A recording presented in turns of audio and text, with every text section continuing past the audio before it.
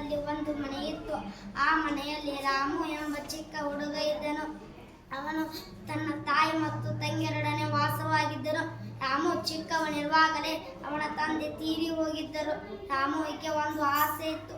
ಅದು ಏನೆಂದರೆ, ನಾನು ಒಂದು ದೊಡ್ಡ ವ್ಯಾಪಾರಿಯಾಗಿ ನನ್ನ ತಾಯಿ ಮತ್ತು ತಂಗಿಯನ್ನು ಚೆನ್ನಾಗಿ ನೋಡಿಕೊಳ್ಳುವುದು ಕನಸು ಕಂಡ ಮೇಲೆ ಸುಮ್ಮನೆ ಕುಳಿತುಕೊಳ್ಳಲು ಆಗುತ್ತದೆಯೇ?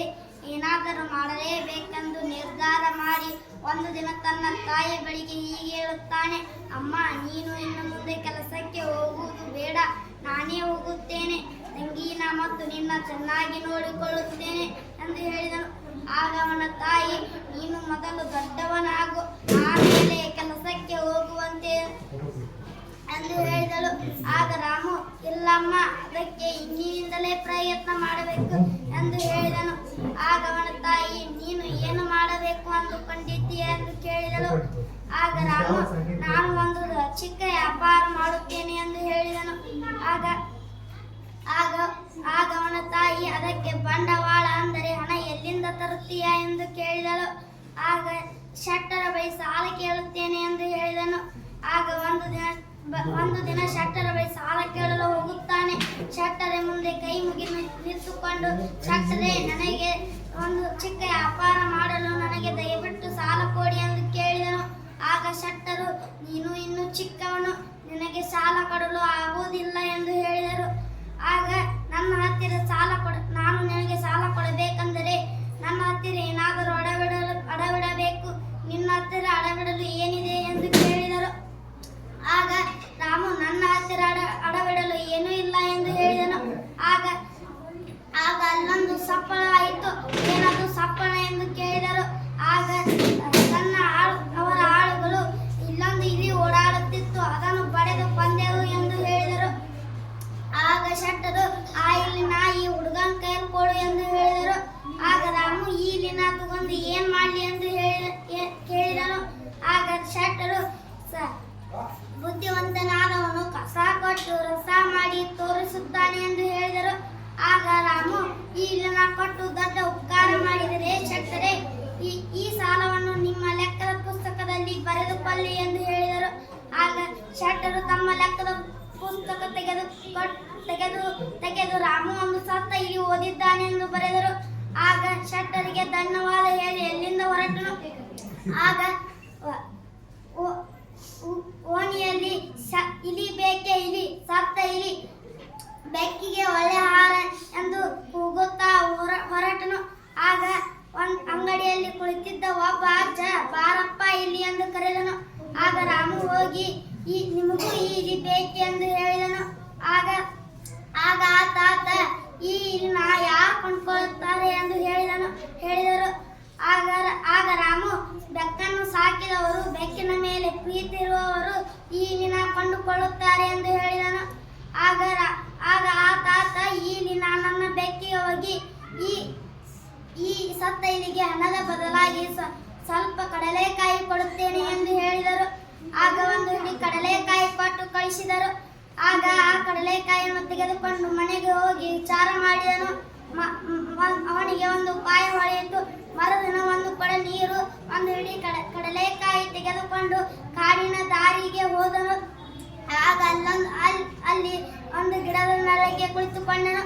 ಆಗ ಕಾಡಿನಿಂದ ಕಟ್ಟಿಗೆ ಕಡಿದುಕೊಂಡು ಬರುವವರು ಅಲ್ಲಿ ಗಿಡದ ನೆರಳಿಗೆ ವಿಶ್ರಾಂತಿ ಪಡೆಯುತ್ತಿದ್ದರು. ಅವರನ್ನು ನೋಡಿದ ರಾಮು ಅವರಿಗೆ ಕುಡಿಯಲು ನೀರು, ತಿನ್ನಲು ಕಡಲೆಕಾಯಿ ಕೊಟ್ಟನು. ಅವರಿಗೆ ತುಂಬಾ ಸಂತೋಷವಾಯಿತು. ಅವರ ಹಿಡಿಯಿಂದ ಒಂದೊಂದು ಕಟ್ಟಿಗೆಯನ್ನು ರಾಮುವಿಗೆ ಕೊಟ್ಟರು. ಆಗ ರಾಮು ಮಧ್ಯಾಹ್ನದವರೆಗೆ ಹಾಗೆ ಮಾಡಿದನು. ಅವನಿಗೆ 1.5 ಕಟ್ಟಿಗೆ ಆಯಿತು. ಆ 1.5 ಕಟ್ಟಿಗೆಯನ್ನು ಊರಿನಲ್ಲಿ ಮಾರಿ ಬಂದ ಹಣದಿಂದ ಒಂದು ಬುಟ್ಟಿ ಕಡಲೆಕಾಯಿ ಕೊಂಡುಕೊಂಡು ಮನೆಗೆ ಹೋಗಿ ಮತ್ತೆ ಮರುದಿನ 2 ಕೊಡ ನೀರು, ಒಂದು ಬುಟ್ಟಿ ಕಡಲೆಕಾಯಿ ತೆಗೆದುಕೊಂಡು ಮತ್ತೆ ಅದೇ ಜಾಗಕ್ಕೆ ಹೊರಟನು. ಆಗ ಹೋಗಿ ಕಾಲಿಂದ ಕಟ್ಟಿಗೆ ಕಡಿದುಕೊಂಡು ಬರುವವರಿಗೆ ಕುಡಿಯಲು ನೀರು, ತಿನ್ನಲು ಕಡಲೆಕಾಯಿ ಕೊಟ್ಟನು. ಅವರ ಹಿಡಿಯಿಂದ ಒಂದೊಂದು ಕಟ್ಟಿಗೆಯನ್ನು ತೆಗೆದುಕೊಟ್ಟರು. ಆಗ ಹೀಗೆ ಸಂಜೆವರೆಗೆ ಮಾಡಿದನು. ಅವನಿಗೆ 2.5 ಕಟ್ಟಿಗೆ ಆಯಿತು.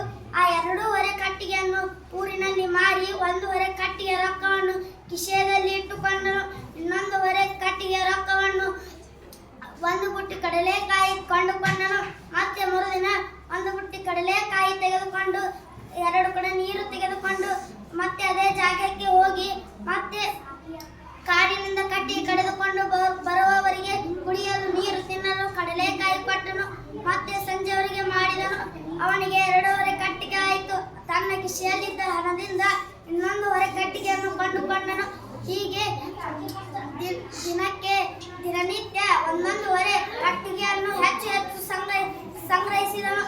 ಆಗ ಊರಿನಲ್ಲಿ ಕಟ್ಟಿಗೆ ಮಾರುವವರು ಯಾರೂ ಇಲ್ಲದಂತಾಯಿತು. ಊರಿನ ಜನ ರಾಮುವಿನ ಹತ್ತಿರ ಕಟ್ಟಿಗೆ ಕೊಂಡುಕೊಳ್ಳಲು ಬರುತ್ತಿದ್ದರು. ಆಗ ಕಟ್ಟಿಗೆ ದೊಡ್ಡ ವ್ಯಾಪಾರಿಯಾಗಿ ಊರಿನಲ್ಲಿ ದೊಡ್ಡ ಶ್ರೀಮಂತನಾದರು. ಆಗ ಅವನಿಗೆ ಒಂದು ದಿನ ಶೆಟ್ಟರು ಕೊಟ್ಟ ಸಾಲ ನೆನಪಾಯಿತು.